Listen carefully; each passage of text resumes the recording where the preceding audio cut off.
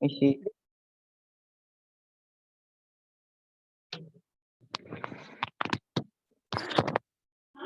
Isi kuliah. Ini siapa tuh?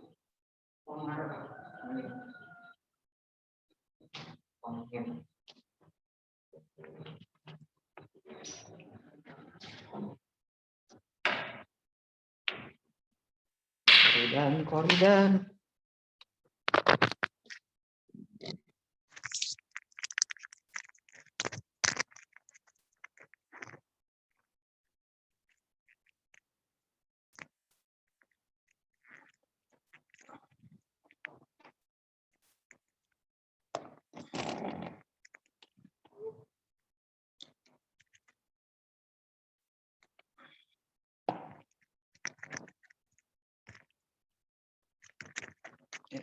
Saya sambil nunggu yang lain ya, baru 4 orang.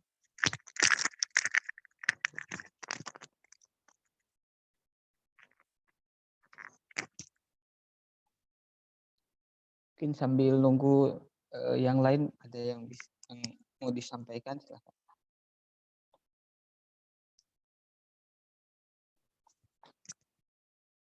Ustaz. Ya, Fadol, silakan. Bismillahirrahmanirrahim. Alhamdulillah. Anda masih terngiang-ngiang perbincangan minggu kemarin Ustaz masalah apa fikih dhonni dan qat'i itu. Sempat mau bertanya di grup tapi belum sampaikan. Apakah di dalam fikih itu ada yang ada yang qat'i begitu Ustaz? Misalkan yang sudah jelas ada nasnya misalkan tentang apa ya, di dalam Al-Quran misalkan ada tentang apa, belum tahu saya juga apakah tentang syariqah itu maksudnya masuknya ke fikih qat'i atau bagaimana Ustaz? Apa semuanya dhonni gitu perkaranya itu Ustaz? Sebentar, ini rekamannya sudah ya, sudah direkam ya. Sudah. Ya.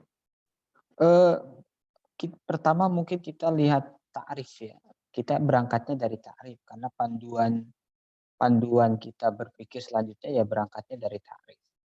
Ta'rif fikih itu apa? Kalau ta'rifnya sudah kita pegang, itu mungkin kita bisa menjawab atau bisa menganalisis yang lainnya.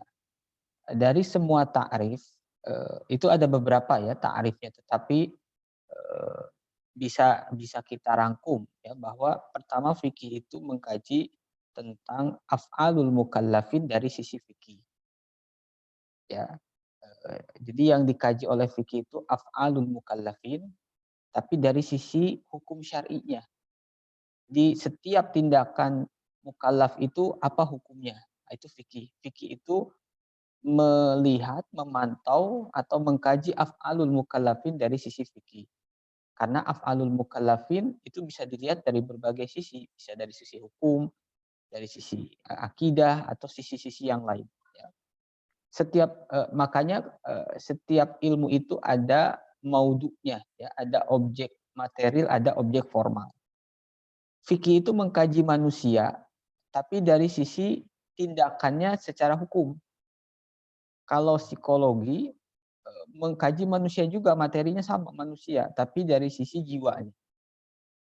Atau misalnya ilmu kedokteran yang dikaji ya manusia juga, tapi dari sisi fisik atau sisi yang empirisnya ya badan manusia.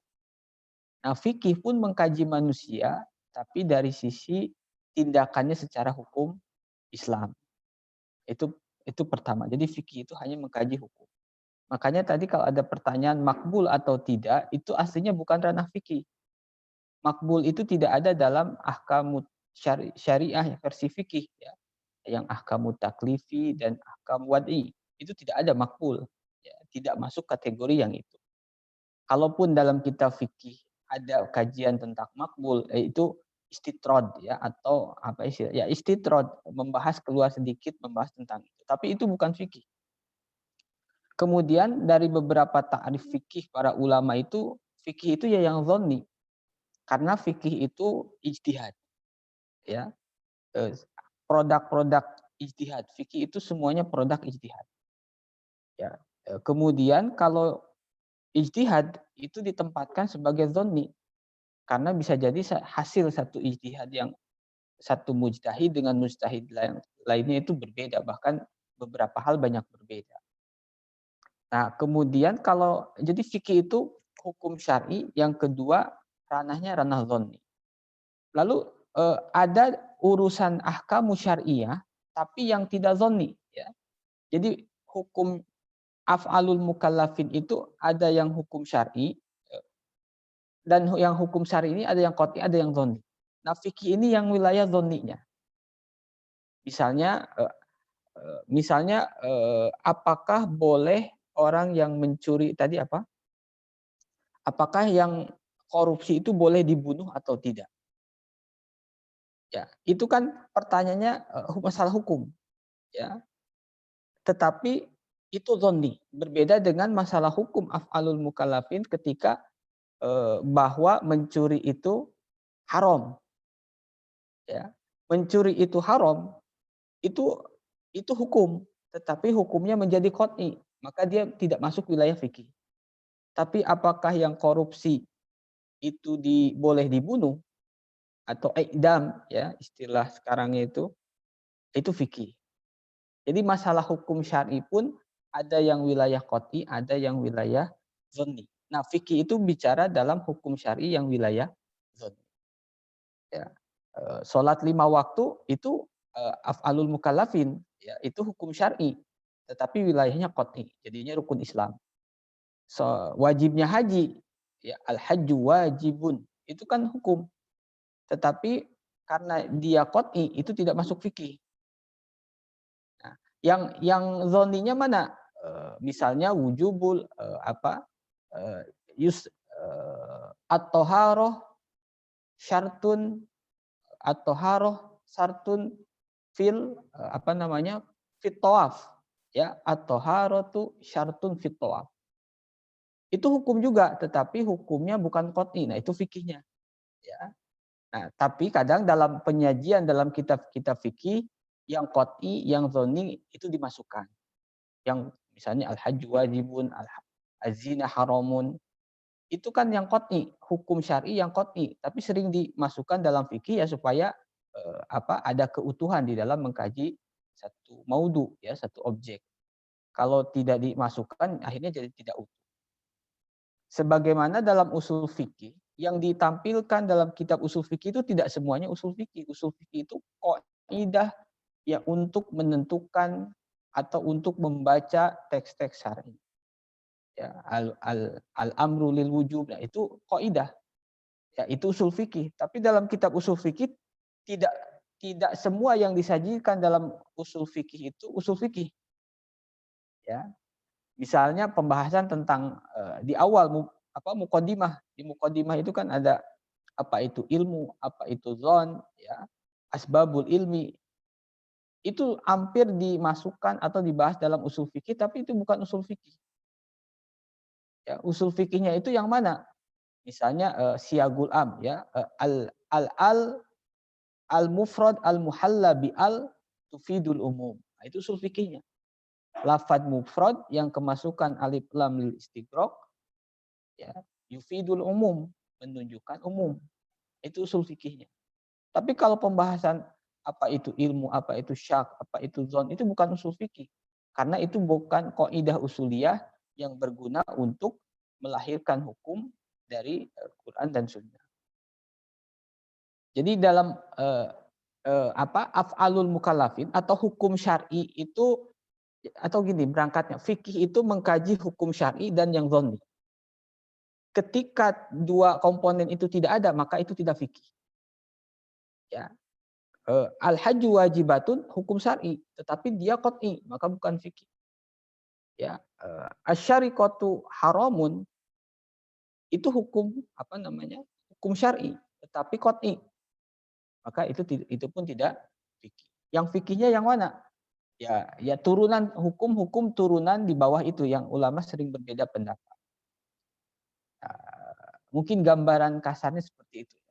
Jadi kadang dalam satu kitab itu tidak menyajikan khusus kaidah tersebut, tetapi diselingi atau ditampilkan atau disertakan pembahasan-pembahasan yang lain. Ya tujuannya ke sana, ya tujuannya ke ilmu yang sedang dikaji. Misalnya menampilkan ayat-ayat Al-Qur'an, ayat-ayat hadis di dalam usul fikih. Apakah itu usul fikih? Ya bukan. Tetapi usul fikih berkepentingan untuk menjelaskan itu dalam kitab-kitab usul fikih. Mungkin gimana? Masih ada gambaran atau bagaimana? Berarti pertanyaannya apa agak kurang tepat gitu Ustaz kalau ditanyakan apakah di dalam fikih itu ada yang qat'i. Mungkin Oh bertanyanya iya, di syar'i begitu ya. iya. Kalau Hukum sudah syar'i. fikih itu sudah zonni. Sudah fikih itu sudah zonni. Sudah fikih itu sudah zonni. Harusnya hukum Kalau syar'i gitu. pertanyaannya mungkin gini, ini bisa jadi benar. Apakah dalam kitab fikih itu ada yang qat'i? Nah, itu bisa ya. Tapi kita Oh, bicara dalam kitab fikih. Tapi kalau apakah fikih ada yang qat'i? Itu mungkin pertanyaannya perlu dikaji lagi. ya, Ustaz. Afwan. Sebentar, ini ada suara.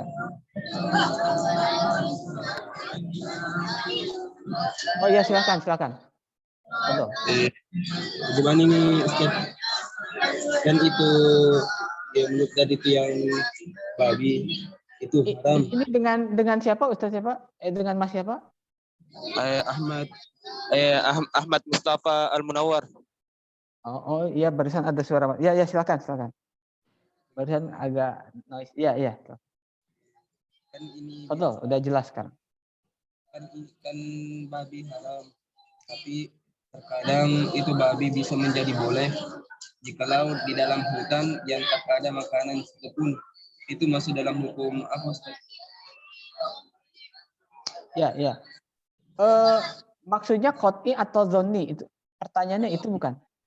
Iya. Apakah? Oh iya. Ya. Kalau haramnya babi itu qat'i sudah jelas ya. Nah, tapi ada keadaan-keadaan di mana membolehkan. Makanya yang dimaksud itu perlu dilengkapi ya, tapi ida utliqal lafdu yang sorifu ila afrodihi al kamil. Artinya ketika kita menyebutkan sesuatu yang maksud kita itu kondisi yang sempurna. Babi itu haram. Maksudnya dalam kondisi normal ya. Jadi ketika dikatakan haramnya babi itu maksudnya dalam kondisi normal. Itu qat'i, itu sudah disepakati. Nah, adapun kondisi selain yang itu ya, misalnya dalam keadaan tidak ada makanan, kalau tidak makan menyebabkan kematian, itu kondisi yang berbeda. Nah, lalu bagaimana? Apakah dia mendobrak qat'i? Ya tidak. Yang qat'i itu haramnya babi dalam kondisi normal. Ya, dalam kondisi normal, makanan yang lain ada, kalau tidak makan itu tidak berpengaruh sama sekali. Nah, itu yang dimaksud dengan babi itu haram. Jadi kaidahnya kan dalam beberapa kitab ida utliqal lafdu fal muradihi al fardu al kamil. Ketika disebutkan suatu lafad ya itu maksudnya kondisi yang sempurna. Karena ada beberapa kondisi yang nanti berbeda. Ya. Nah, itu mungkin salah satu keluasan ulama fikih mazhab ya, mereka banyak menyediakan hukum-hukum dalam kondisi yang tertentu. Jarang sekali ya ulama mazhab itu hanya menghukumi satu pekerjaan itu dengan satu hukum. Itu biasanya ada variasinya. Nikah ya. Dalam mazhab Syafi'i bisa sampai 4 hukum. Ya. Atau tolak bisa jadi haram, bisa jadi wajib, bisa jadi sunnah. Nah, itu kekayaan atau apa ya luasnya cara pandang para ulama mazhab kita yang tidak hanya menghukumi dengan satu hukum, padahal kondisinya bisa jadi berbeda. Mungkin itu ya. Kita masuk saja ya, sudah. Monggo kalau ada dilanjutkan silakan sedikit.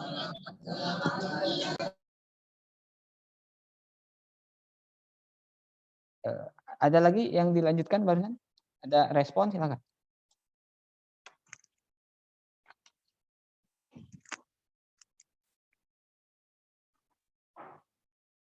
Apa ini pertanyaan? Sebentar ya.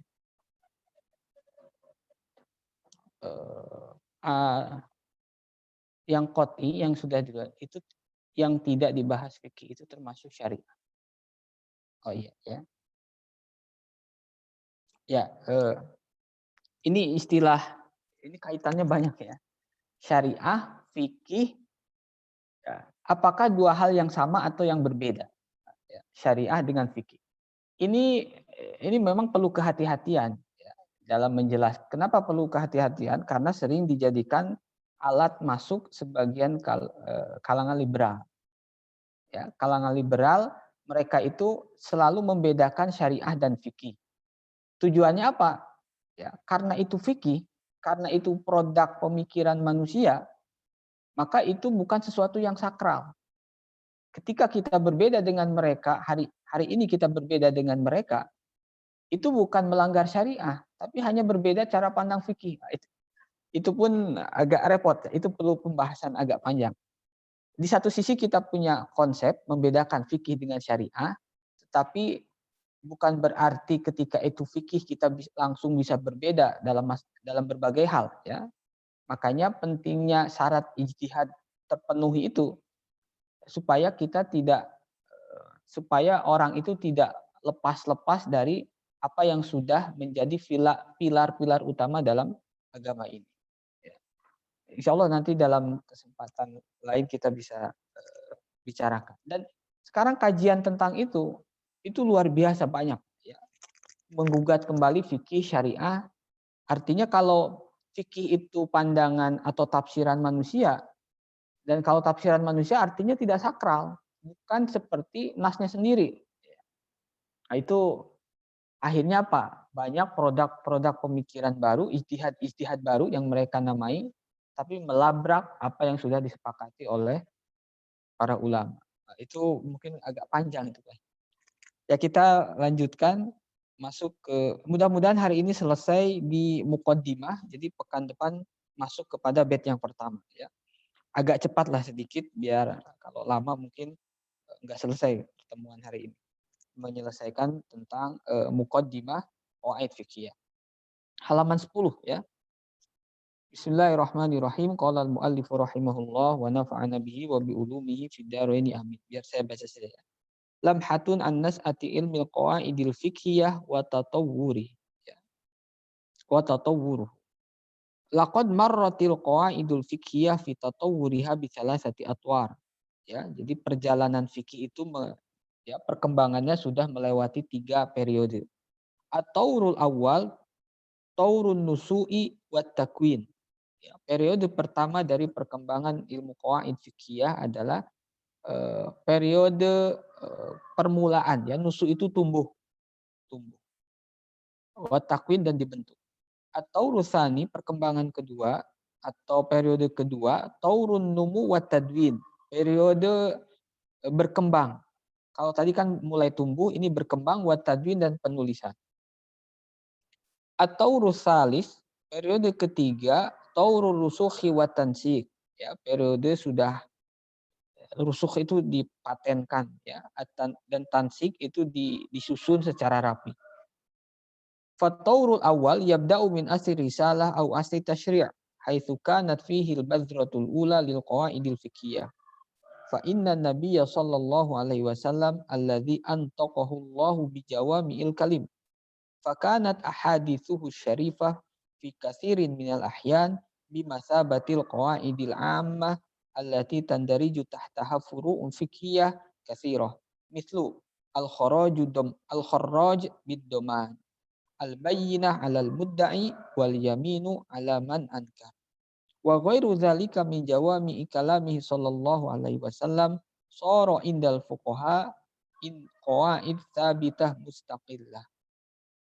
Wa idza ta'ammalta ba'dal asalil manqulah 'ani sahabati radhiyallahu anhum wajadta hadza aidan ya fa qaulu Abdullah bin Abbas radhiyallahu anhuma kullu syai'in fil Qur'ani au fa huwa mukhayyar wa kullu syai'in fa illam tajidu fa huwal awwal fal awwal yu'addu qa'idatan fi babil kaffarah wat takhir fiha ya wal halu nafsuhu fi asri tabi'in. Wa amma tauru tsani, dan adapun perkembangan atau periode kedua, fayabda'u min hin tadwinil qawaidil fiqhiyah kafannin mustaqil. Ya, dimulai dari masa pembukuan atau kodifikasi qawaid fikih sebagai ilmu mandiri, ya, mustaqil. Wa qad ta'akhkhara dzalika ila qarni rabi' wa ma ba'dahu. Dan berakhir sampai dan ta'akhkhar itu bukan berakhir. Ta'akhkhar itu terlambat, ya. Dzalika ila qarni rabi' wa ma ba'dahu. Ya. Abad keempat dan setelahnya. Wa mimma yashhadu lahu tarikh anna fuqaha al-madhhabil Hanafi kanu asbaq bin ghairihim fi hadza. Mazhab Hanafi dalam masalah qawaid fikih termasuk yang paling awal. Wa la'alla aqdamu khabarin yurwa fi jam'il qawaidil fiqhiyah anna al-imam Abu Thahir ad-Dabbas min fuqaha'il qarni rabi' qad jama'a ahamma qawaidi mazhabil Imam Abi Hanifah rahimahullah fi 17 qaidatan kulliyah. Wa kana Abu Thahir rahimahullahu doriran yukarriru kulla lailatin tilkal qaida bi masjidihi ba'dan sirafin nas. Wa zakaru anna Aba Sa'ad al-Harawi asy-Syafi'i rahala ila Abi Thahir wa naqala anhu ba'du hadhihi al-qawaid wa min jumlatiha al-qawaidul asasiyah al-masyhurah wa hiya al-umur bi maqasidiha, as-sani al-yaqin la yazulu bisyak, as-salis al-masyaqqatu tajlibu taysir, ar-rabi' ad-darar yujal, al-khamis al-'adah muhakkamah. Thumma tataba'at at-ta'alif fi hadzal fan ila yaumina hadza ilman bi anna al-qarn as-samin al-hijri yu'addu al-asru adh-dhahabi li tadwinil qawaid al-fiqhiyah wa tafawwaqat inayatu syafi'iyyati fi. Amma taurus salis, dan adapun periode yang ketiga dari perkembangan ilmu qawaid fiqhiyah, fahuwa taurul istiqrar, yaitu periode istiqrar, sudah paten lah ya istilahnya. Istiqrar itu kan tetap, warusukh dan menguat. Haitsu annal qawaidal fiqhiyah lam yastaqirra amruha tamamal istiqrar ila an wudi'at majallatul ahkamil adliyah ala aidi lajnah min fuqulil fuqaha fi awakhir qarnis salith asyar, ya, akhir abad ke-13, liyu'mal biha fil mahakim allati unsyiat fi dzalikal ahdi wa qad ahsanal wadi'una lil majallah fintiqaiha wa ikhtiyariha wa tamma tansiquha tansiqan qanuniyan ra'ian fi aujazil ibarat. Itu sedikit teksnya, ya, nanti mungkin dijelaskannya secara garis besarnya saja. Nah, kalau menilik perkembangan ilmu qawaid fiqhiyah, ya, itu bisa dibedakan menjadi tiga tahap perkembangan. Ini bisa dilihat di semua ilmu, ya, bisa dilihat di semua ilmu perkembangannya rata-rata atau periodisasinya seperti ini. Dibagi menjadi 3 periode. Periode permulaan ketika tumbuh, ketika lahir, periode perkembangan, dan periode istiqrar. Itu hampir bisa kita lihat seperti itu. Walaupun kadang ada yang menambahkan periode yang lainnya, tetapi intinya biasanya seperti itu. Dalam fikih Imam Syafi'i itu pun sama, taurun nusu, yaitu ketika Imam Syafi'i melahirkan produk-produk ijtihadnya. Kemudian ada taurun numu, ya, yaitu di tangan para ashab-ashabnya. Dan ada tauru istiqrar, ya, itu biasanya di tangan para muharrirul madhab, semacam Imam Nawawi dan Imam Rafi'i, ya, Ibnu Hajar dan Imam Ar-Ramli. Nah, itu hampir mirip, ya. Nah, qawaid fiqhiyah ini dibagi menjadi 3, ini sejarah, ya, kajian sejarah sedikit, dibagi menjadi 3 periode. Pertama periode perkembangan, periode kelahiran atau tumbuh, kemudian periode perkembangan, dan yang ketiga periode rusukh, itu bahasa kita. Periode sudah stabil lah, ya, stabil. Periode sudah stabil. Nah, yang pertama periode kelahiran. Ya jelas, hampir semua ilmu syar'i bisa kita lacak asal mulanya kepada zaman Rasulullah. Karena itu pijakan utama ya.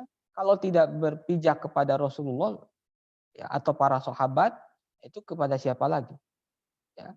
Begitupun dalam usul fikih, begitupun dalam ilmu-ilmu keislaman yang lain.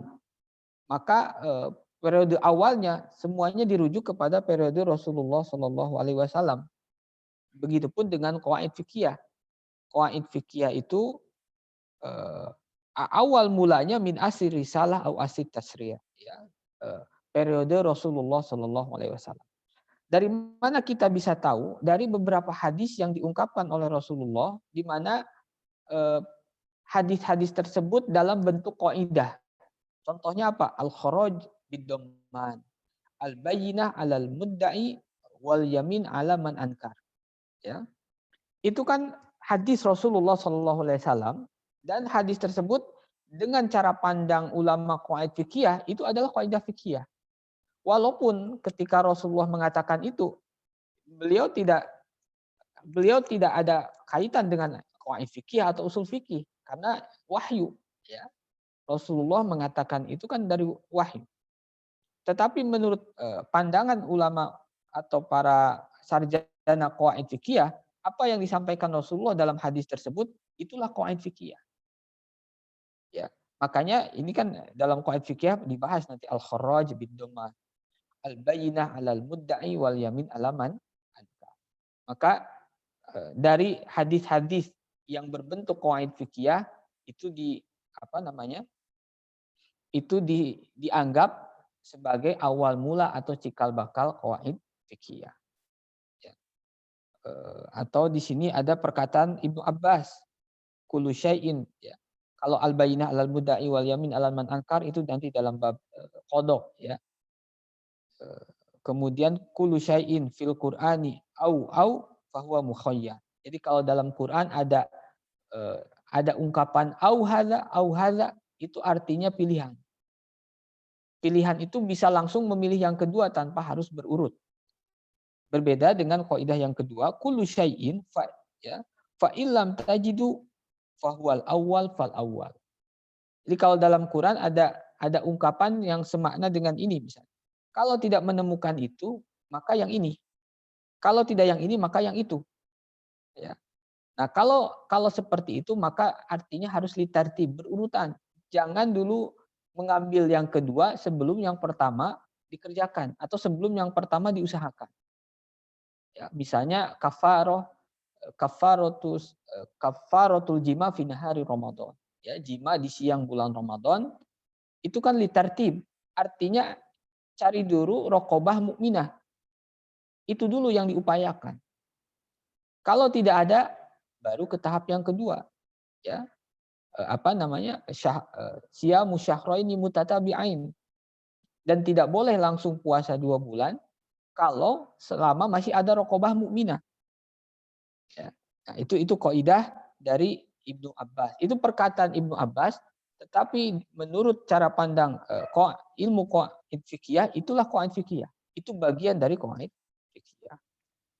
Kemudian wa amma taurusani, sekarang periode setelahnya. Jadi periode pertama, periode kemunculan qawaid fikih itu bisa kita tarik ke belakang ke zaman Rasulullah dan zaman para sahabat.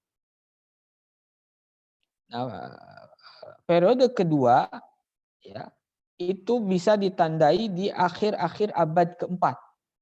Ya. Akhir-akhir abad keempat. Siapa salah satu tokohnya adalah Imam Abu Thahir Ad-Dabbas. Ini ma'ruf ya, Imam Abu Thahir Ad-Dabbas. Ini kurang lebih di abad keempat.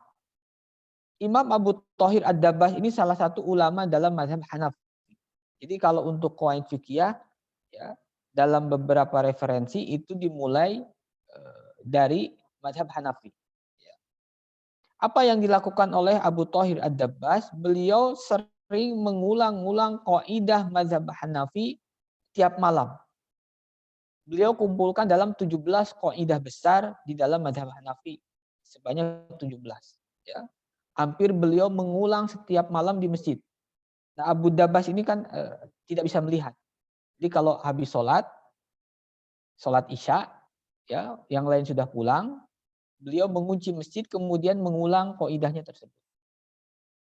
Nah, suatu saat berita tersebut sampai kepada salah satu ulama Syafi'i yaitu Abu Sa'ad Al-Harawi. Ingin tahu apa yang dilakukan atau apa yang diulangi oleh Imam Ad-Dabbas, ya, Abu Thahir Ad-Dabbas. Di sini tidak diceritakan, tapi dalam kitab lain diceritakan. Suatu saat ngintip, ya, yang Syafi'i ini, Abu Sa'ad ini. Kemudian karena Imam Abu Thahir ini kan tidak melihat, akhirnya dia sembunyi di pojok, gitu ya, istilah kitanya. Setelah dianggap tidak ada, lalu Abu Thahir Ad-Dabbas mengunci, lalu mengulang-ulang, ya, qaidah tersebut. Baru sampai 7 qaidah, yang mengintip ini Imam Abu Sa'ad Al-Harawi ini bukan batuk, apa ya, kalau bersin lah ya, bersin kalau gitu. Bersin. Akhirnya ketahuan ternyata dari tadi ada orang yang mengintip, mendengarkan, ya, menguping apa yang dia ulang. Lalu setelah itu disuruh keluar, ya, disuruh keluar Imam Abu Sa'ad Al-Harawi itu. Nah, Abu Sa'ad Al-Harawi itu sempat mendengarkan sebanyak 7 qaidah dari 17 qaidah yang dikumpulkan oleh Ad-Dabbas, ya, qaidah madhab Hanafi. Jadi yang Syafi'i ini tadi menguping qaidah yang 17, tetapi belum sampai 17, baru sampai 7 itu sudah ketahuan, ya, sudah ketahuan. Akhirnya disampaikan ke yang lain bahwa Abu Dabbas, ya, mengumpulkan atau mengembalikan qaidah Hanafi itu kepada 7 qaidah.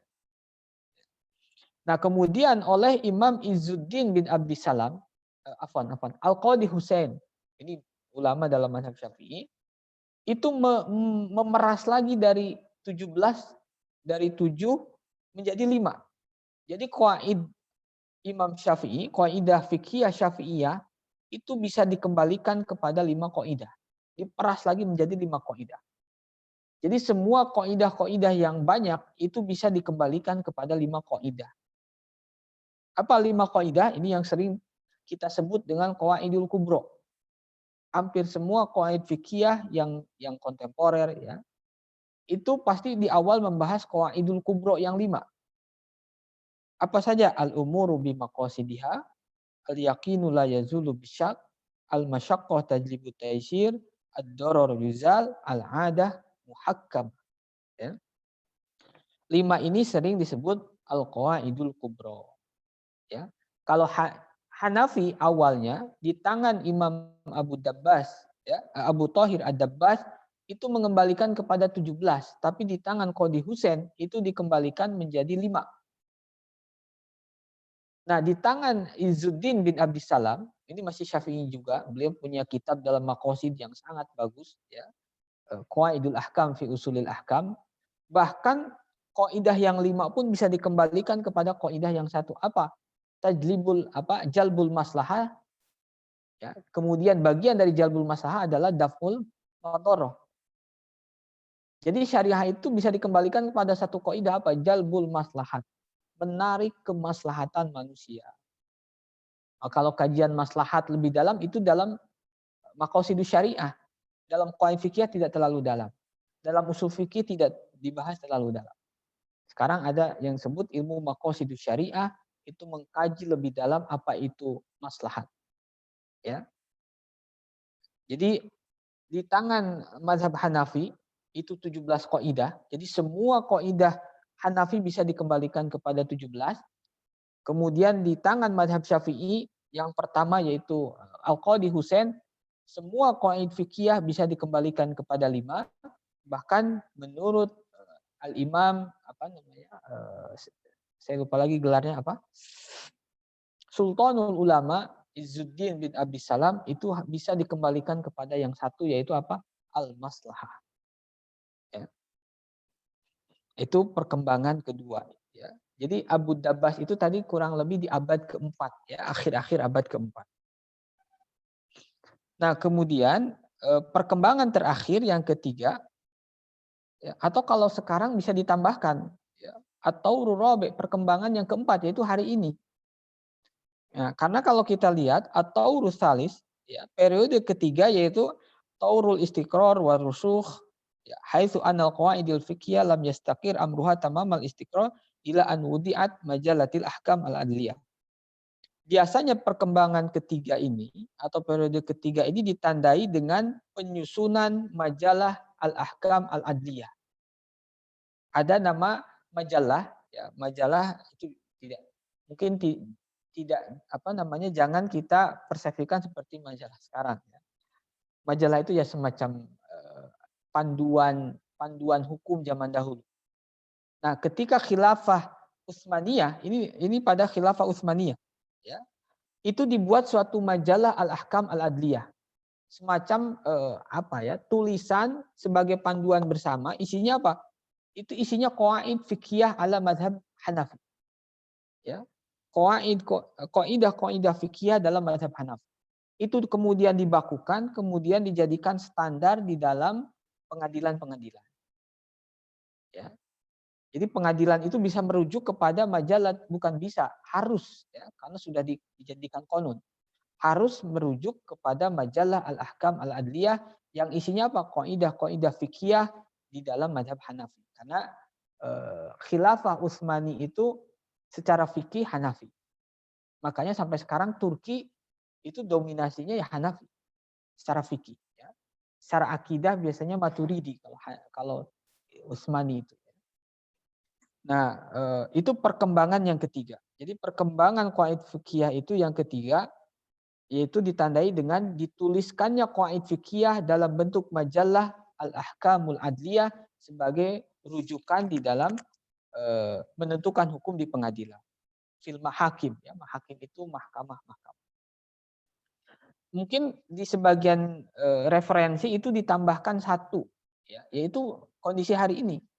Karena perkembangannya jauh lebih pesat lagi dibanding periode ketiga. Ya. Periode ke sekarang itu kajian tentang qawaid fikih itu sangat banyak ya, dalam bentuk skripsi, dalam bentuk tesis, dalam bentuk disertasi. Kemudian model penulisannya pun lebih beragam lagi. Ya. Nah, itu mungkin bisa ditambahkan periode keempat. Wallahu a'lam. Sekarang masuk yang 13 ya, biar segera selesai. Al-alaqatu bainal qaidah al-fiqhiyah wal qaidah usuliyah wad dhabitil fiqhi. Kaitan atau tautan antara qaidah fiqhiyah dan qaidah usuliyah dan dhabit fiqhi. Di antara qaidah tersebut berbeda tetapi ada hubungan. Ya, jelas berbeda tetapi ada kaitan. Makanya al-alaqah bainal qaidah fiqhiyah. Apa hubungannya? Tatalakhasul furuq bainal qaidah fiqhiyah wal qawaid usuliyah bi umur. Kita bisa menyimpulkan atau bisa mengurai perbedaan antara qaidah fiqhiyah dan qaidah usuliyah dalam beberapa aspek, ya. Qaidah fiqhiyah jelas berbeda dengan qaidah kulliyah. Nah, perbedaan itu bisa kita urai dalam beberapa poin. Yang pertama min jihati ta'alluq. Dari sisi objek pembahasan setiap ilmu. Ini jelas beda. Makanya setiap ilmu, ya, tradisi ulama kita, setiap ilmu itu ada mabadiul asyrah. Mabadiul asyrah itu apa ya? Konsep pengantar suatu ilmu. Isinya apa? Isinya ta'rif ilmu tersebut dan maudu ilmu tersebut. Ya, kemudian samroh, kemudian faidah, kemudian nama ilmu sampai masailul ilmu. Nah, kenapa ada mabadiul asro? Salah satunya untuk membedakan atau untuk mengenali karakteristik suatu ilmu. Karakteristiknya berbeda. Salah satunya bisa dibedakan dari maudunya. Objek pembahasan suatu ilmu. Nah, di sini disebutkan al-qawaidul fiqhiyah tata'allaku bi af'alil abdi wa tasarrufati. Ya. Tata'allaku bi af'alil abdi wa tasarruf. Yang menjadi sasaran Kaidah fikih itu apa? Af'alul mukallafin. Sama seperti fikih. Fikih itu menghukumi apa? Af'alul mukallafin. Ya. Nah, qawaid fikih pun sama. Yang menjadi sasarannya, menjadi maudu'nya itu af'alul mukallafin. Itu berbeda dengan usul fikih. Usul fikih itu sasaran kajiannya itu bukan af'alul mukallafin, tapi apa? Nusus syar'i, baik Quran ataupun hadis. Tidak bisa usul fikih menghukumi af'alul mukallafin. Usul fikih itu bekerja pada teks-teks syar'i, baik Quran ataupun hadis. Ya. Nanti baru keluar hukum. Ya. Setelah usul fikih digunakan untuk menelusuri atau menganalisis teks-teks baik dari Quran ataupun Sunnah, maka lahirlah hukum. Ya. Jadi perbedaan pertama, min jihati ta'alluq, qawaid fikih itu bekerja atau dalam rangka menghukumi af'alul mukallafin. Ya. Kalau usul fikih itu beroperasinya bukan pada af'alul mukallafin tetapi pada nususus syar'i. Nususus syar'i itu Al-Qur'an wal sunnah. Ya. Itu yang pertama. Maka di sini disebutkan al-qawaidul fiqhiyah tata'allaqu bi af'alil abdi wa tasarrufati. Fa qaidatu al-umuru bi maqasidiha tandariju tahtaha masailun fil ibadah wal muamalat wal jinayat wal uqubat. Ammal qawaidil usuliyah fala tata'allaqu bil masailil amaliyah bal hiya adatun li ma'rifatil hukmi syar'i minad dalil tafsili. Ya. Dari tafsili itu tadi kan teks-teks syar'i atau nas-nas. Ka qaidah al-amru lil wujub, seperti qaidah amr lil wujub. Kita kenali dulu bahwa salah satu kaidah fikih, kaidah usuliyah itu al-amru lil wujub. Ya. Al-amru lil wujub itu salah satu kaidah di dalam usul fikih. Nah, kaidah al-amru lil wujub ini bukan untuk menghukumi af'alul mukallafin, tetapi bekerja untuk mengambil hukum dari Al-Qur'an dan Sunnah. Ketika mendapati amr di dalam Quran, maka masukkan kaidah al-amru lil wujub. Ya. Atau kalau dalam ilmu mantik, usul fikih ini bisa menjadi muqaddimah sugro. Ya. Kemudian kalau dalil tafsilinya itu muqaddimah sugro. Nanti menghasilkan hukum. Ya, menghasilkan hukum. Makanya dalam kitab usul fikih yang tebal ya, yang menjadi referensi primer itu biasanya di awal-awal itu ada pembahasan tentang mantik. Tujuannya apa? Supaya tahu cara menurunkan hukum. Jadi premis usul fikih ini, kaidah-kaidah usul fikih ini nanti dijadikan muqaddimah kubro. Muqaddimah sugronya mana? Dalil tafsili. Ya, al-amru lil wujub. Kemudian dalam Quran ada perintah. Al-amru lil wujub itu setiap perintah menunjukkan wajib. Ya. Di dalam hadis ada perintah. Maka kaidah usul fikih dimasukkan bahwa setiap perintah adalah wajib. Maka misalnya aqimus sholat wa atuz zakat. Aqimus sholat itu amr wal amru lil wujub. Ya, maka kesimpulannya as-sholat wajib. Jadi kaidah usul fikih itu bekerja pada nususus syar'i bukan pada af'alul mukallafin. Kemudian yang kedua min jihati kauni ihdahuma samra li ukhra. Ya, aspek kedua atau poin kedua perbedaan antara kaidah usuliyah dan kaidah fikih. Kalau kaidah fikih ini samroh buahnya, hasil akhirnya atau produknya, ya.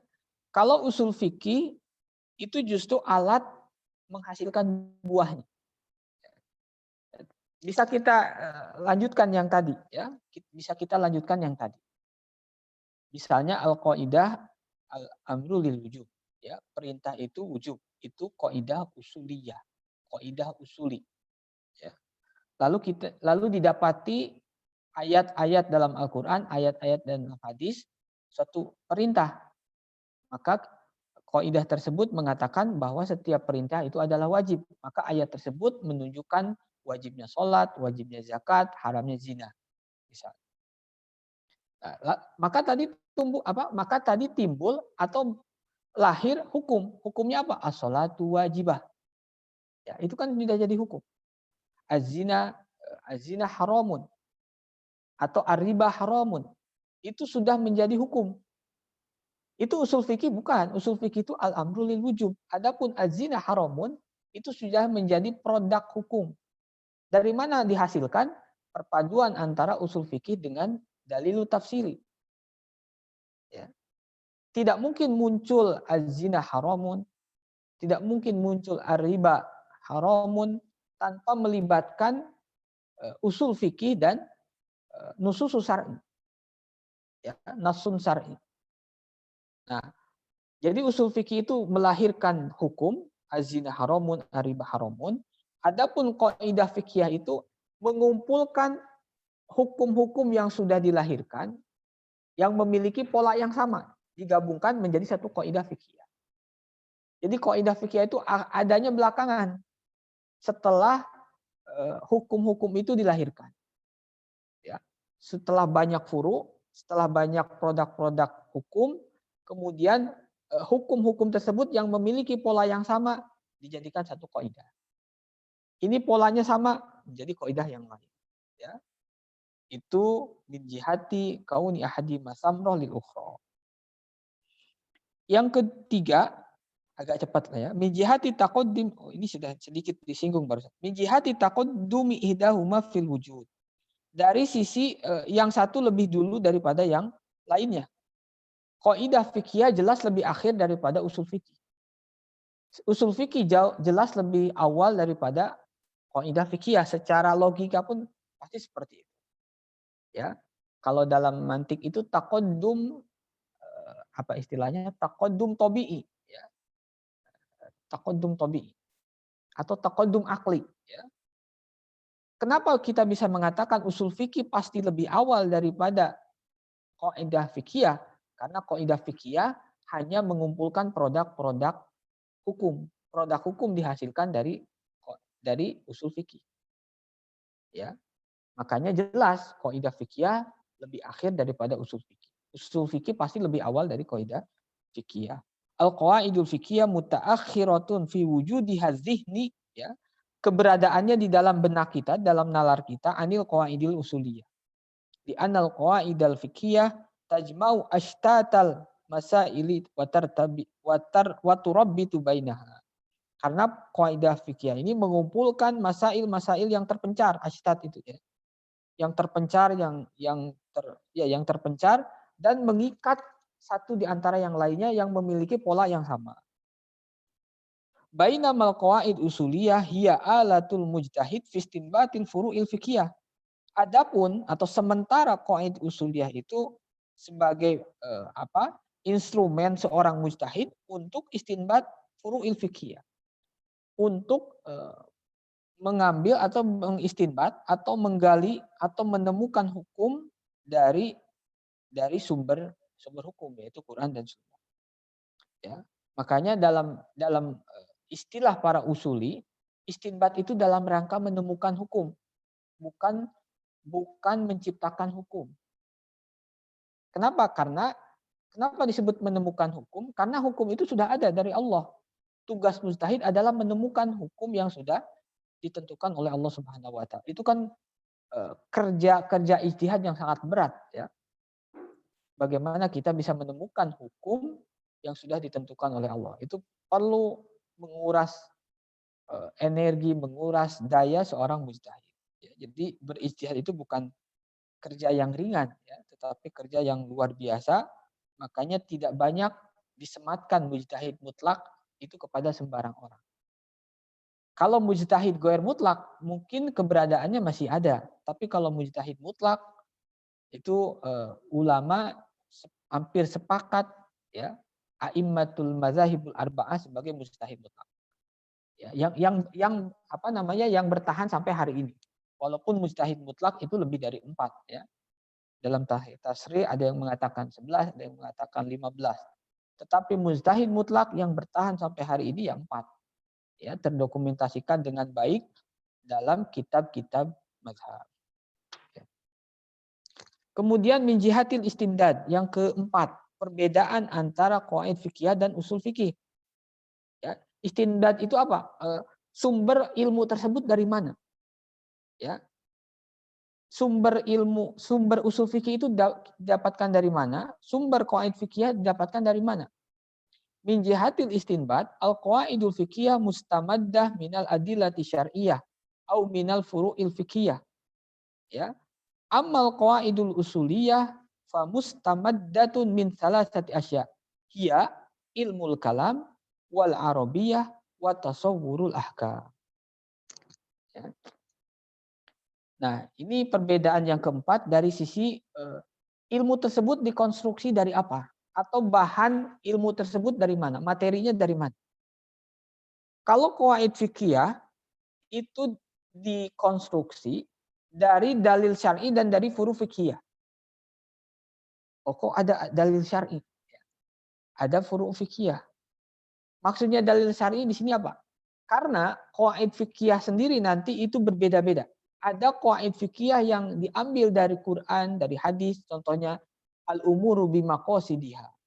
Itu kan langsung diambil dari apa hadis yang terkenal apa Allahumma sholli ala Muhammad an-niyat apa hadis kullu amrin innamal a'malu binniyat. Nah, kaidah fikih al-umuru bimaqasidiha itu tidak diambil dari furu' tapi langsung diambil dari dalil syar'i. Dari dalil tafsili apa? Innamal a'malu binniyat. Jadi kalau kaidah fikih itu memang ada kaidah fikih yang diambil dari Quran dan Sunnah langsung. Ya, ada yang diambil dari furu fikih, tetapi paling banyak itu diambil dari furu'ul fikih. Dari produk-produk hukum yang sudah ditemukan oleh para a'immah, para mujtahid. Ya. Nanti kita bisa lihat kaidah kubro itu hanya 5. Tapi kaidah selain kubro itu banyak. Ya, karena kaidah kubro kebanyakan diambil dari dalil syar'i langsung. Ya, al-umur bi maqasidiha. Kemudian al-yaqin la yuzalu bisyak. Kemudian dan yang lainnya. Ya. Nah, itu min jihatil istibdad. Kemudian min jihatil mustafid. Dari sisi mustafid, orang yang menggunakannya. Mustafid itu kan yang mengambil faidah. Jadi pengguna qaid fikih dengan pengguna usul fikih itu harus dibedakan. Jangan orang yang baru mampu menggunakan kaidah fikih, dia menggunakan kaidah usuliyah. Kemampuan yang dibutuhkan untuk menggunakan kaidah fikih itu jauh lebih rendah daripada yang dibutuhkan untuk menggunakan kaidah usuliyah. Ya, maka di sini al-qawaidul fiqhiyah yastafidu minha al-mujtahid wa ghairu. Kaidah fikih ini bisa digunakan oleh mujtahid, bisa juga digunakan oleh selain mujtahid. Dan faktanya kalau kita lihat kitab-kitab fikih, ya, kitab-kitab fikih yang karya ulama-ulama mutaakhirin itu begitu banyak atau begitu dipenuhi dengan kaidah-kaidah fikih. Mereka banyak menjawab permasalahan menggunakan kaidah-kaidah fikih. Padahal yang menggunakannya bukan mujtahid, ya. Kalau kita melihat hierarki di dalam mazhab tersebut. Misalnya Ibnu Hajar Al-Haytami, misalnya Imam Ar-Romli, misalnya Isnawi kalau dalam mazhab Syafi'i, misalnya Zakaria Al-Ansari. Itu kalau lihat hierarki ulama dalam mazhab Syafi'i, itu bukan seorang mujtahid mutlak, bukan mujtahid mazhab, bukan juga mujtahid tarjih. Ya, tetapi mereka begitu leluasa menggunakan kaidah fikih karena kaidah fikih ini tidak disyaratkan memiliki kemampuan sebagaimana ketika ingin menggunakan kaidah usuliyah. Kemudian apalagi amal qawaidil usuliyah, adapun kaidah usuliyah fayastafidu minhal mujtahid khassah. Yang berhak menggunakan kaidah usuliyah, yang berhak mengoperasikan kaidah usuliyah itu hanya mujtahid khosoh, hanya mujtahid saja. Kenapa? Karena li'annaha alatul istinbat. Karena Qaidah usuliyah itu alat untuk istinbat. Orang yang berhak istinbat itu hanya mujtahid. Baik mujtahid mutlak ataupun nanti mujtahid yang di bawah. Ya. Karena nanti pun ada istilah ijtihad juz'i. Ijtihad juz'i itu dia berijtihad menggunakan qaidah usuliyah tetapi dalam hal-hal tertentu saja. Yang kadang berbeda dengan pendapat imamnya. Ya. Jadi seseorang bermazhab itu tidak menutup kemungkinan dia berijtihad dengan Quran dan Sunnah, tetapi pada wilayah yang sempit. Ya, itu disebut dengan al-ijtihad al-juz'i. Ya. Ini panjang ya, ini jam berapa? Sedikit lagi. Yang terakhir min jihatil istifadah al-mubasyirah. Al-qawaidul fiqhiyah ya. Tustakhraju minha ahkamul furu wal masail fiqhiyah mubasyaratan duna tawassuti dalil. Ini aslinya turunan-turunan dari yang tadi ya. Faqaidatu al-yaqin la yazulu bisyak masalan la na'khudhu minha anna man syakka ya fi intiqadi wudu'ihi fa taharatu baqiyah. Amal qaidah al-usuliyah fala tustakhraju minha ahkamul furu'il fiqhiyah illa biwasitati dalil. Ya. Intinya kalau menggunakan kaidah fikih kita tidak memerlukan perantara yang lain, itu bisa langsung dioperasikan. Kita mendapatkan satu fenomena af'alul mukallafin, tindakan seorang mukallaf, lalu kita tahu ada kaidah fikih yang berbicara tentang itu, kita bisa langsung menerapkan. Ya. Tetapi kalau kaidah usuliyah itu tidak seperti itu. Kaidah usuliyah itu hanya bekerja pada teks-teks syar'i, maka tidak bisa digunakan untuk menghukumi af'alul mukallafin. Dan memang secara logika ya susah. Kaidah usulnya itu al-amru lil wujub, al-ilma hujjah, kemudian apalagi al-mufrad al-muhalla bi tufidul umum. Bagaimana itu digunakan untuk menghukumi af'alul mukallafin? Ada orang yang misalnya mencuri, atau yang agak rumit ya, misalnya apa permasalahan saking banyak, misalnya masalah jasa titip, apa namanya sekarang tuh justip ya, ada jasa titip, lalu kita menggunakan kaidah usuliyah untuk menghukumi ini, itu nggak bakalan ketemu karena kaidah usuliyah bekerja pada nusus syar'i ya. Jadi maksudnya apa? Tidak bisa kaidah usuliyah secara langsung menghukumi af'alul mukallaf. Kalau kaidah fikih itu bisa langsung digunakan. Ya. Karena tadi wilayah atau wilayah kerja kaidah usuliyah itu nusus syar'i, wilayah kerja kaidah fikih adalah af'alul mukallaf. Ini aslinya turunan yang tadi ya. Saya sampai di situ dulu ya, sudah jam 9. Insyaallah akan pertemuan selanjutnya itu masuk kepada nazomnya. Ini 3 pertemuan ya, masih muqaddimah. Barangkali ada yang sampaikan, silakan. Atau kalau ada yang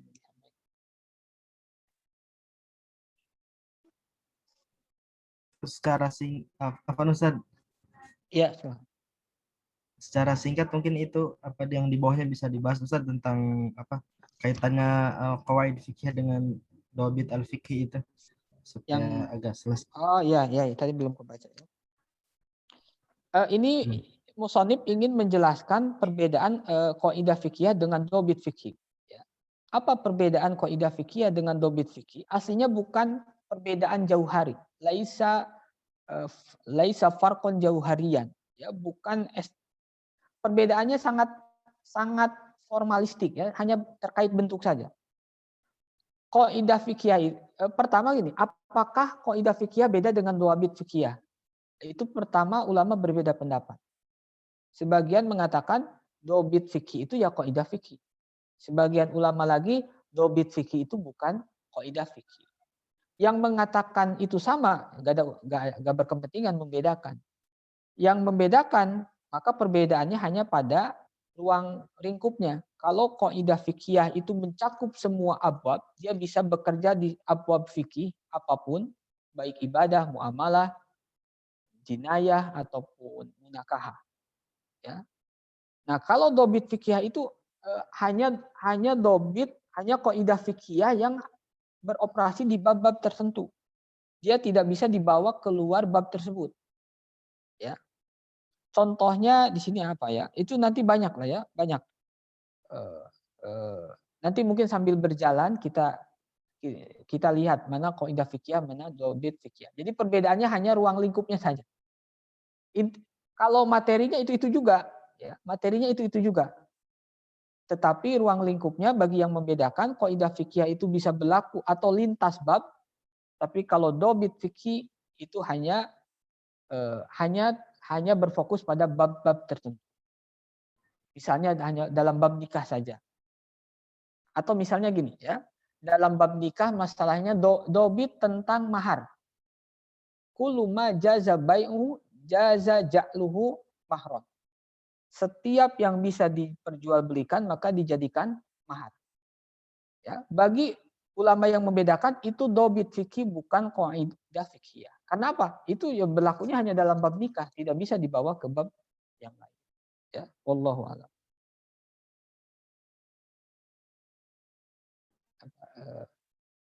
Pertanyaan.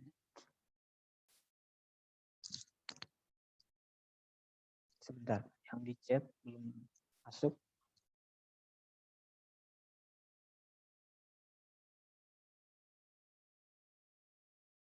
Aduh, sebentar ya, ada gangguan.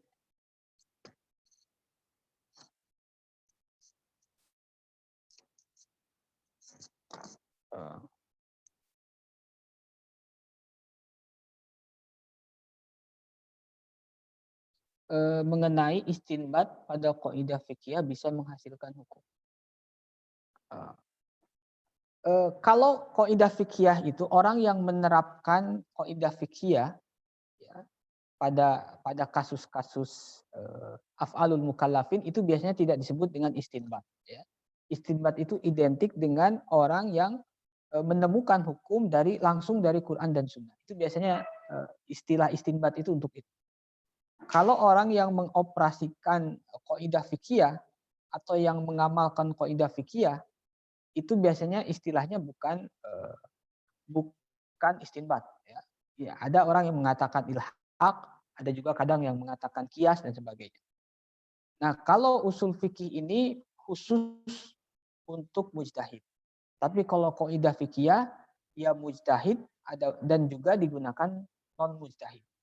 Ya, dalam prakteknya, dalam faktanya kita bisa menemukan beberapa ulama mazhab itu banyak sekali menjawab permasalahan menggunakan kaidah fikih. Padahal notabene bukan mujtahid.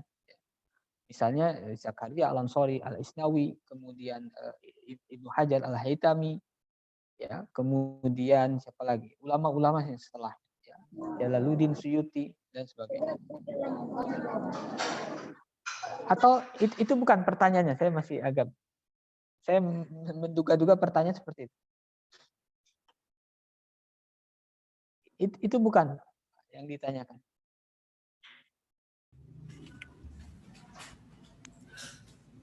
Ya Ustaz.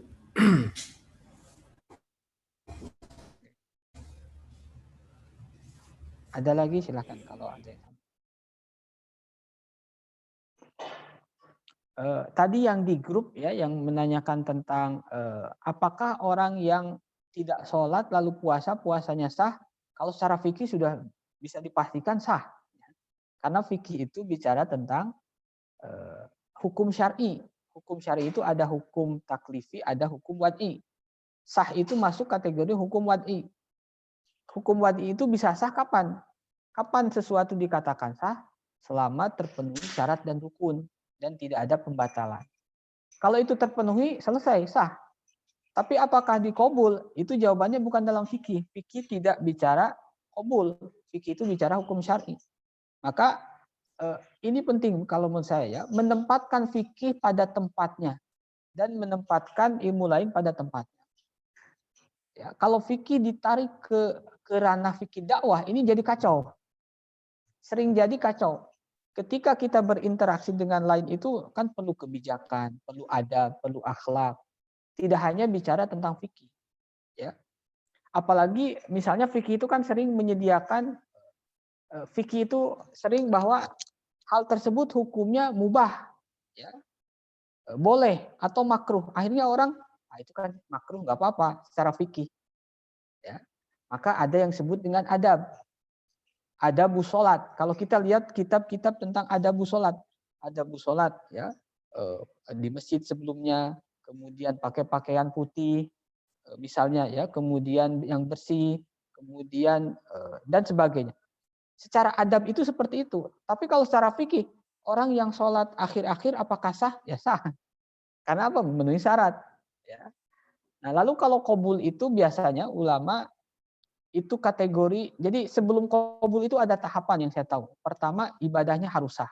Tidak mungkin dikabul kalau ibadahnya tidak sah secara fikih. Jadi fikih itu tahapan pertama supaya ibadah dikabul. Yang keduanya apa? Halal, ya. Halal ya pakaian yang digunakan, halal tempat yang digunakan, ya. Kemudian yang ketiga ikhlas. Nah, kalau mengumpulkan 3 hal tersebut itu syarat dikabul. Ya, syarat dikabul itu secara fikih sah, kemudian halal, pakaian, kemudian tempat, ya. Kemudian yang ketiga ikhlas. Bisa jadi secara fikih sah, memenuhi syarat rukun, kemudian tempat yang digunakan rumah sendiri tapi tidak ikhlas. Bisa jadi ghair qabul, ya. Makanya orang yang haji dengan uang korupsi secara fikih sah kalau dia memenuhi syarat rukun. Tapi apakah mabrur hajinya? Itu kemungkinan besar tidak, karena tidak halal. Ya, harta yang digunakan bukan dari harta yang halal. Allahu a'lam. Silakan, Mas Edi. Boleh ada ta'liq Ustaz, sebentar yang masalah puasa tadi. Kenapa? Boleh ada komentar yang puasa tadi Ustaz. Boleh, silakan. Berkaitan dengan ini yang hadis kamin shaimin laisa lahu min siyamihi itu ilal atas wal ju' maksudnya. Nah, kaitannya dengan itu kan dalam puasa misalkan meninggalkan qaul zuhur itu supaya diterima gitu puasanya ya. Dan ini lebih parah lagi misalkan tidak sholat begitu. Nah, maksud saya kaitannya dengan hadis ini bagaimana gitu, ada kaitannya nggak Ustaz? Apakah diterima berpahala tidaknya itu loh Ustaz? Iya. Makanya pertama dalam kitab fikih kita bisa lihat syarat wajib, syarat rukun puasa itu tidak ada menghindari dari qaulul zur. Ya. Ada nggak? Setahu saya tidak ada. Adapun dicantumkan hanya makruh. Kalau makruh itu kan tidak berpengaruh terhadap keabsahan puasa. Nah, makanya perlu menempatkan fikih pada tempatnya. Kalau fikih jadi panduan tanpa adab, itu akan terjebak pada formalitas ibadah. Ya. Nah, hadis yang tadi kamin soim laisa lahu min syamihi ilal juwal atas, ya, itu lebih kepada orang memperhatikan sisi formalnya, sisi fikih, tapi tidak memperhatikan sisi yang lain. Ya. Jadi kalau secara fikih kan orang puasa berbohong, apakah sah? Sah. Tapi apakah dikabul? Ya itu tidak, karena qabul itu harus sah, harus halal, harus ikhlas, ya, dan sebagainya. Nah, maka di tulisan saya ada yang bulan Ramadan kemarin saya sempat share itu, ya, memosisikan fikih. Semua ilmu itu memang harus ditempatkan pada tempatnya. Ketika salah menempatkan ilmu, itu jadi bumerang. Ya, resikonya besar.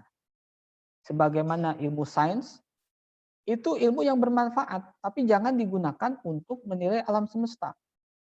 Ketika sains digunakan untuk menilai alam semesta, orang bisa terjebak pada ateis. Itu resikonya berat sekali.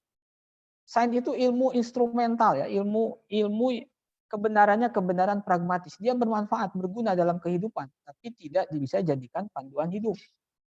Nah, sekarang kan ada kalangan saintis, ya, disebutnya, atau saintisme. Sains itu digunakan alat ukur semua kehidupan. Nah, itu tidak beradab, tidak bisa menempatkan ilmu pada tempatnya. Jadi dalam beragama itu ada fikih, ada adab. Kalau menurut saya, ya. Fikih itu materi atau sumber awal, tetapi adab bagaimana cara menggunakan fikih. Jadi fikih jangan ditelan mentah-mentah. Misalnya dalam bab nikah, Ya. Kalau dalam bab nikah tolak itu kan dengan mudah. Ya.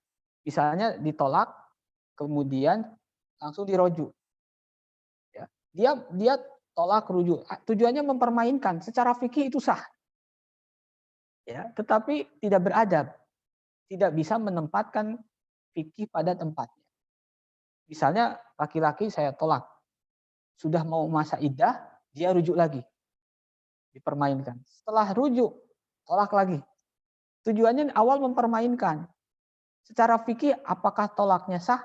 Apakah waqa'u tolak atau laku waqo'? Ya, karena memenuhi syarat rukun dan sebagainya. Nah, memang itu penting ya, terutama juga dalam puasa. Ya. Dalam puasa itu kita fikih itu sebagai langkah awal, tapi setelah itu adab. Adab itu bagaimana puasa sah secara fikih, tapi juga menjaga lisan, menjaga pandangan dan sebagainya.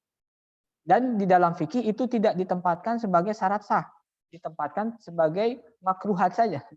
Ya.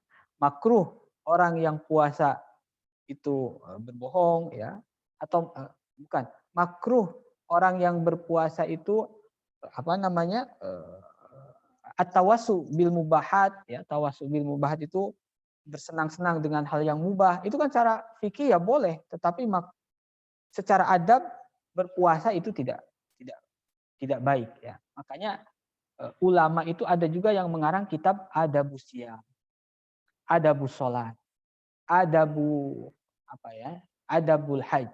Tujuannya apa? Supaya bisa menempatkan fikih secara baik.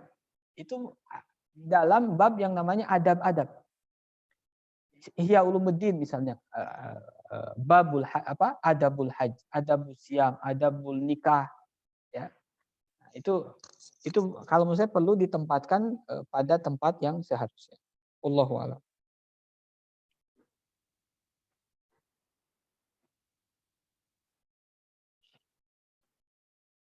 Ada lagi silakan. Ada yang chat? Tidak.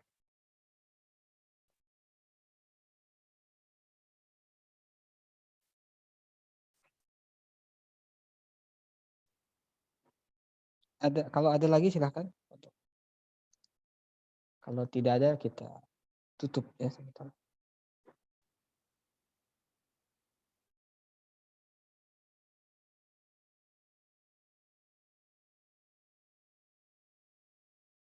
Kalau fikih tanpa adab, makanya sering ada hilah. Ya. Hilah itu ya menyiasati fikih. Hilah itu ya menyiasati fikih. Secara fikih itu bisa jadi boleh, tapi tidak beradab. Yang salah fikih bukan, yang salah orang yang menggunakan fikihnya. Ya.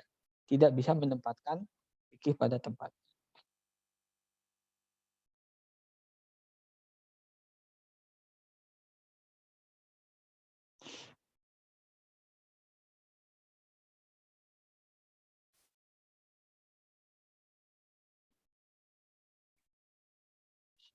Ada lagi? Cukup?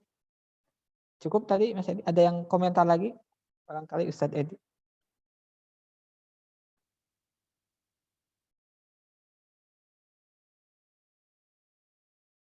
Cukup lah ya, kalau tidak ada sudah jam 9.16 lebih 15 menit, 16 menit.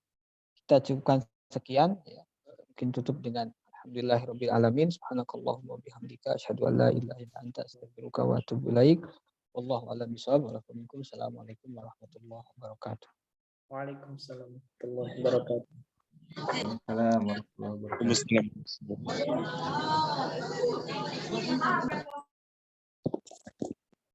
Saya tutup ya. Ngobrol, Mas.